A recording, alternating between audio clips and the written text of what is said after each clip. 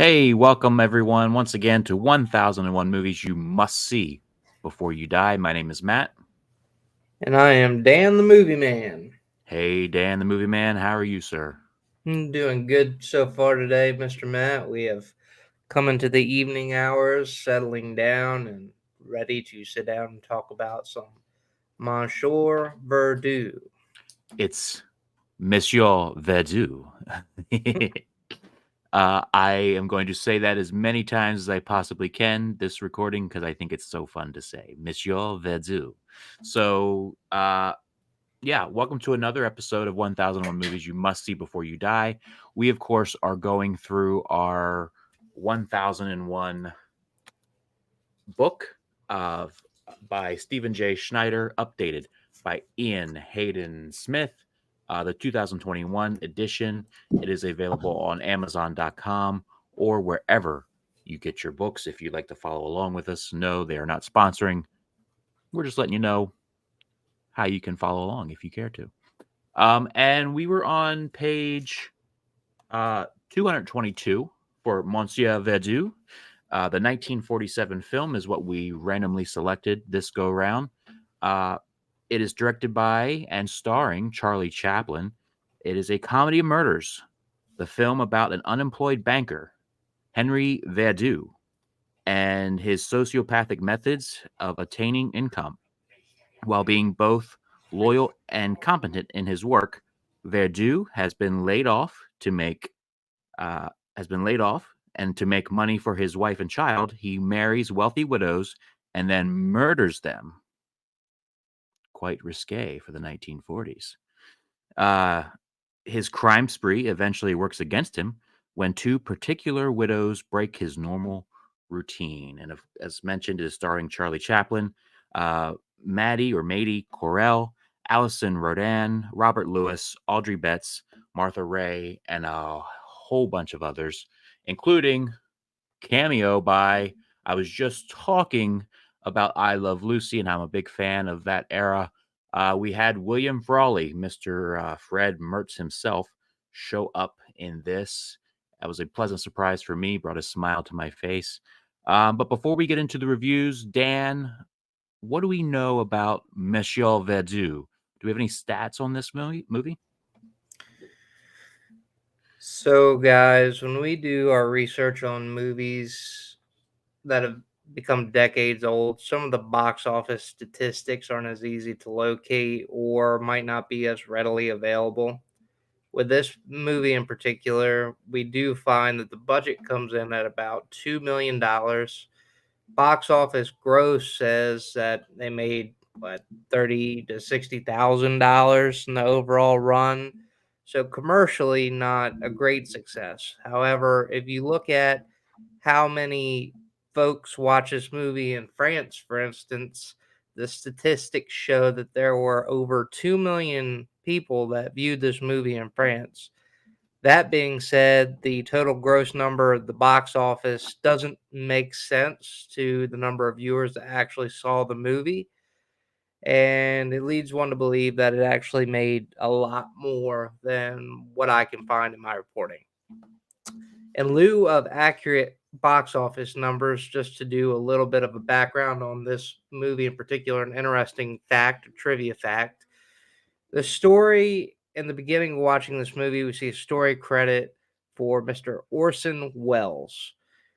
Orson Welles and Charlie Chaplin had a disagreement over the movie, how it came to be, how it was made. The one thing they do agree on is that Orson Welles approached Charlie Chaplin with the idea of making a film about a Bluebeard, which is a person that kills women in particular for monetary gain and finances. Their stories after that point veer off from one another, where Charlie Chaplin says he took the story and ran with it, making his own script. Orson Welles says that he provided a script to Charlie Chaplin. A lot of important key scenes were, however, changed from Orson Welles' version to Charlie Chaplin's version. And Orson Welles himself even looked back at this, saying that it is possible that Charlie Chaplin never actually received the script that he had provided for him. So when you look at this movie, Charlie Chaplin in later years would go back and say, if I could do it all over again, I wouldn't have provided that movie credit to Orson Welles. Charlie Chaplin paid Orson Welles, who was struggling financially at the time of the movie, $5,000 for all rights to the film. At that point, all the movie rights. He just wished that he hadn't done that in general. If he had known that Orson Welles was going to try to take credit for the entire movie. That being said, you have to think that Orson Welles was a prominent name on his own. This movie did have a lot of folks that had try to stop others from seeing the movie domestically in the United States. But that is what I have as far as interesting facts to you. And I guess to get your initial thoughts, shooting it back to you, Mr. Matt. Sure, sure. So, uh, initial thoughts. I thought this was great. Um, it's one of the good things about going through this 1001 movies book slash journey. Um, it's being introduced to movies that otherwise I would probably never sit down and watch. Um, so that's that's really fun and has been making this exciting. And this is, we get a few, a couple of those where like, maybe I could have lived without seeing that. But so far, I think we're doing pretty good. If I can speak for myself, or I will speak for myself. Um, I thought Monsieur Verdoux was very brilliant, and it was a funny movie. I found myself laughing several times. Um, I was looking online, and some people actually refer to this performance of Charlie Chaplin's as one of the greatest acting performances in the history of film. Now, I don't necessarily disagree. I think it's probably is one of the better performances. I gotta say, I think he absolutely nailed it. Um, you know, uh, I think his performance is what makes this movie such a great one to watch. So, not only that, but it had a strong message. On the surface, it's about a guy who is killing women and stealing their money, but then uh, which in itself could make just a movie right there. But then it's also a metaphor for society, capitalism, imperialism, war. I mean, Charlie Chaplin really, when he made this, took on the Great Depression and the war industry. I think so. That's my initial thoughts. How about you, Dan? When you find out that Charlie Chaplin's in any way, shape, or form involved in this movie, you have to think that he, as an actor, just as an actor, transcends time from where there were no sounds or voice acting in movies to when this movie was released, when you did have the audio released as well. And not only to be an actor here, but a writer, a producer, a director, coming out with this film in particular, it's very witty. I think it really goes to show how intelligent that Charlie Chaplin was in terms of comedy and timing. It was a dark comedy. Anytime you involve death, I think you're going to get kind of that darker side of it. And to reflect some of Charlie Chaplin's personal beliefs, we go into the political side. I know you and I were talking before this recording, and I really want you to dive into that when I kick it back to you in terms of his own political beliefs and a speech or a monologue he gives toward the end of the film. But as far as morality, one big key takeaway in this film, or one of my favorite parts, is his relationship with the young lady that, to give a little backstory to, he is experimenting on new ways to euthanize people. And his best friend is a chemist, or so he says it's his best friend. He sits down, he's taking notes, how his chemist is saying they introduced this new formula that would euthanize animals, and they're talking into how it could be used on people, how it would stop the heart, but it wouldn't show up in an autopsy. And he becomes very interested in this, and he decides that, hey, I'm going to take this formula and I'm going to try it on somebody. And he goes out and he's looking for a woman, a vagabond, and he goes around and he finds a lady taking shelter in a rainstorm, and he asks her to come back with him to get some food, to warm herself, to get out of the rain. They get back to his apartment. He's all geared up. He pours out the wine. He puts the poison into the wine, sets it out for her. He does make her a meal, and he waits for her to consume it. And in that course, they end up having dialogue where it comes out that she was recently out of prison. And while she was in prison, she was in love, and her husband had passed away. And he's having this discussion with her about how everything must seem pointless to her, how hard it would be to carry on. And even though she's gone through these challenges, she sees the beauty in things like love and how you have to continue to live life as it is precious. And ultimately, it changes his tune. I think it makes him look inside of himself.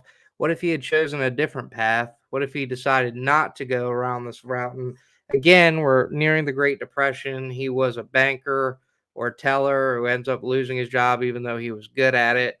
And he's trying to provide for his family. So he's become desperate is where he is. And in this course, he sits back. She begins to raise her glass, and he takes it from her and says, "Oh, I think there's a little cork in this one. Let me pour you another glass," effectively saving her life. And then later in the film, we're introduced to her again. But instead of being down on her luck, he had given her some money, not much, but enough to get by. She comes back and she's well to do, and she's really excelling in life, and she tells him as much, like, hey, your generosity really meant a lot to me. Why don't you come with me? And they go out for a meal together. And again, after another talk, he's been evading the police and the families of the people trying to find him, of the women he had killed and stole their money. And there's a whole thing through, like, the depression were shown, wartime were shown. I'm sure you'll touch on that again in your review. But in the end, he ultimately stops trying to run away, and he looks at her. She gives him a number, said, "Hey, let's meet up again sometime." And she goes, and he turns himself in. And I think that how the movie wraps up is very beautiful. And I don't want to continue into this without giving you an opportunity to wrap up that monologue bit and some more thoughts. So, Matt, I'm going to kick it back over to you. Yeah. Um, yeah. So essentially, there's a lot that I liked about this movie. And you mentioned, and I think I even mentioned in the description when I was reading the synopsis, one thing that I didn't know is kind of like a plot twist, and maybe it wasn't meant to be, and I wasn't aware of it going in. But I fully did not expect him to have a family, for him to be doing this for his wife and his child. Like I didn't, yeah, and his handicapped wife at that, his wife in a wheelchair. I wasn't expecting that aspect of it. I thought it was just this guy just killing women for the sake of getting money, but no, he actually has a reason for doing it, which again doesn't excuse it, but it makes it go, "Oh, that's an interesting layer to put onto the story." Um, like you said, the script is very witty. The photography is excellent, and all the performances are on point. It does a very good job, I think, keeping the tone with the French setting. I never once disbelieved where they were. Um, what you were getting at, one of my favorite parts is at the end of the film, and they have captured him. They've arrested him, or he's turned himself in. Rather, they've arrested him, and he's in court. And essentially, the end of this film takes place in 1937, but it's definitely Chaplin of 1947 who tells us in the end, his end, one of the very last lines in the movie, um, he says, "As for being a mass killer, does the world not encourage it? Is it not building weapons of destruction for the sole purpose of mass killing? Has it not blown unsuspecting women and little children into pieces, and done it very scientifically? As a mass killer, I am an amateur by comparison." And I thought that was a great line. I thought it was great written. I'm having wire troubles here. Not that the character morally has a leg to stand on, but uh, it's a fascinating comment and another interesting layer to the story, to the character. And this is just a couple of years after the Hiroshima, Nagasaki, and that atomic age. So it has the whole movie is just kind of goofy and funny and kind of not really giving you any specific message until the end. And then I feel like the end is where it comes in and like this is the message that we're trying to send here. It was amusing. I think it had a great message, and I very much so enjoyed this movie. Alrighty. Rounding up, I guess, final thoughts for me before we move into whether or not this is a movie you should see before you die. Looking at Charlie Chaplin, regardless of what was going on outside of the film industry in his own personal life, granted, a lot of the folks that we look at these days definitely have a lot of things going on outside that we're not necessarily proud of. But in film, he really shines here, and he brings a unique kind of comedy to the screen. One that is very reminiscent. My wife and I watch these movies together, even though she's not part of the recordings. Though I am told that she may one day step out of them if it's one she wants to hop on. But one thing we did agree on is kind of strange in certain takes. How he looks and how he acts is almost very reminiscent of Steve Martin, and you see him in certain stills, and he looks almost exactly like him. He reminds me so much of Jacques Cousteau in the Pink Panther. It's almost frightening to me. And I, looking into this, that is one of the actors he takes inspiration from in his work. That being said, my Do we favorite. do we know, is that character based off of Charlie Chaplin? Do we I know? would have to look further into it. I don't think it would be 100%, but do know in his acting career that he does look to Charlie Chaplin Because as I one of never his necessarily, because I icons. definitely saw the Steve Martin, like I saw the similarities like you're talking about, but then when you just said Pink Panther, I was like, okay, yes, The that's character, almost it's yeah, almost to dead on. me, they Yeah, stand almost side by side. Like they could be brothers in the same universe, if they really could, it's like his And grandfather or something. yeah, exactly. Anyway, What sorry. Oh, no, you're fine. I mean, that's why we talk about this kind of stuff. And if you think, the audience, if you guys think that there's a similarity, or maybe you have some inside facts we don't have here, feel free to bring it to us. But watching this, my favorite scene is, I think, where you had in the excerpt of the book where two of the women that he's trying to con and ultimately kill and take their inheritance or their money away end up at a wedding that he's having with one of the women, and the other one shows up as a guest, as a friend of a friend. And it kind of throws him in the tailspin. He's getting frantic. And to me, this is one of the most comedic parts of the entire movie.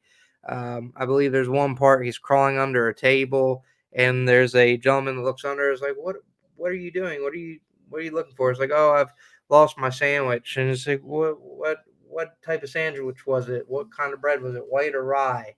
And he says, just a normal kind of sandwich. It's a piece of bread in between two pieces of meat. And I don't know why that was so funny, but then also when he's in the greenhouse and he's hunched over and he's trying to hide from him, he's telling him he's having cramps or in a lot of pain. It just ends up being one of those, I think, one of the more iconic parts of the movie, at least to me, and really stuck with me. But overall, beautifully done story wise. The acting here, great on I think all levels. If the character was meant to be annoying, I think they were. And then you always got that sense that he was always thinking about his next move. He was always plotting, and it was interesting to get into his head and watch that story from that view. But Mr. Matt, I will kick it back over to you for our final review. Is this a movie that you think others should see before they die? I'm gonna give it without hesitation, big thumbs up. It is for me a movie that you must see before you die. I'm glad that I watched it. Um, it definitely helps expand that horizon that I was talking about a couple episodes ago with that golden age of cinema, the 30s and the 40s and the 50s. Um, this is right up my alley. So give me more of this. This is a yes for me. How about you?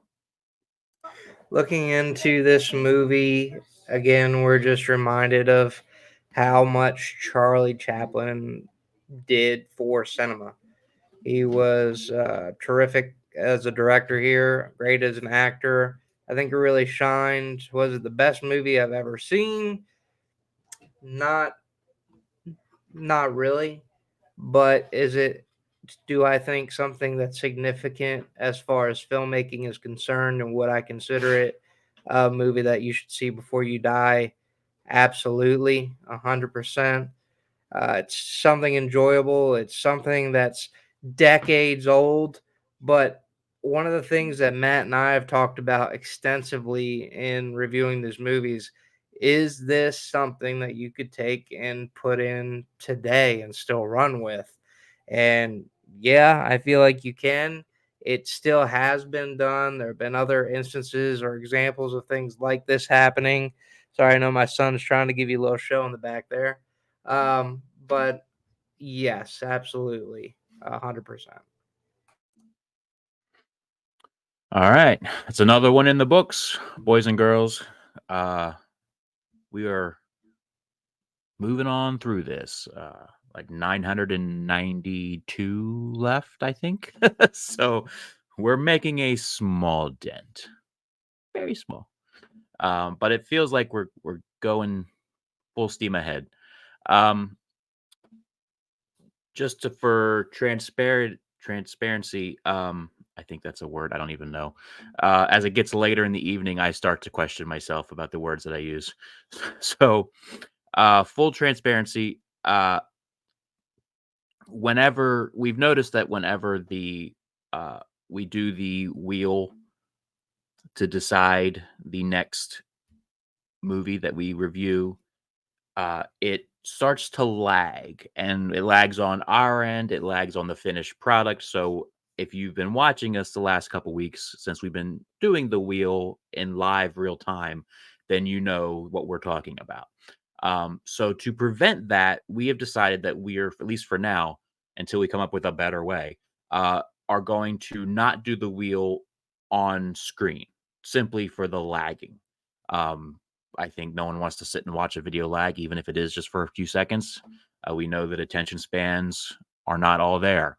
So if we lag for even 2 seconds, that might be 2 seconds too long. So, with that said, we have already decided, or we have already picked the next film that we will be talking about. And Dan has that for us. Dan, what movie are we talking about next?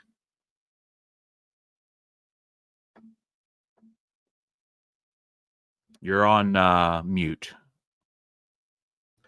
Sorry about that, guys. So, as we know, we have been stuck in the 30s, the 40s, and 50s, it seems, for some time now.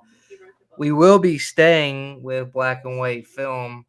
Not sure if this one's going to have. Oh, it is a silent picture, I'm being told.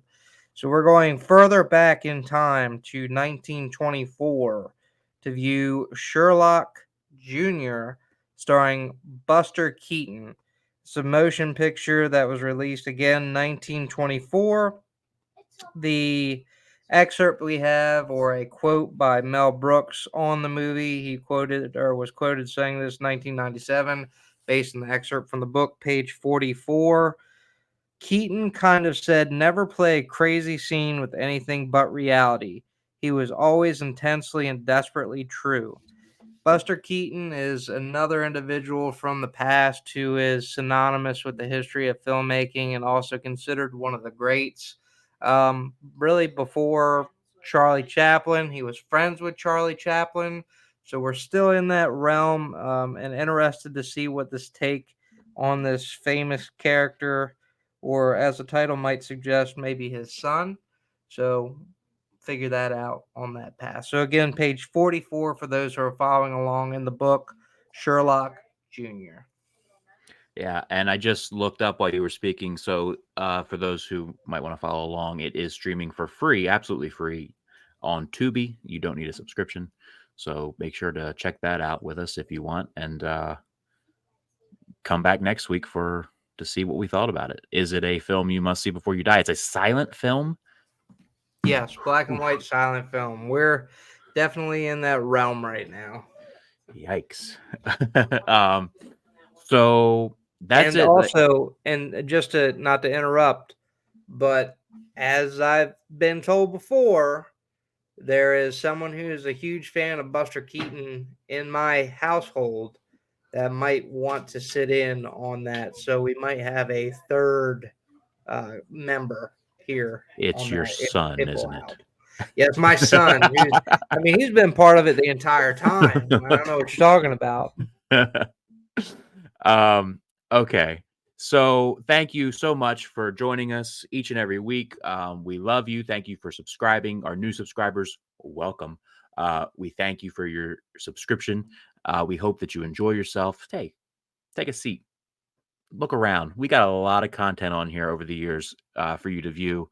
Make sure you subscribe, like, comment, ring the little bell when you subscribe so that way you get notified each and every time we post a new episode. And until next time, guys, I think that's it. We'll catch you next week. See you on the other side, folks. Enjoy your popcorn.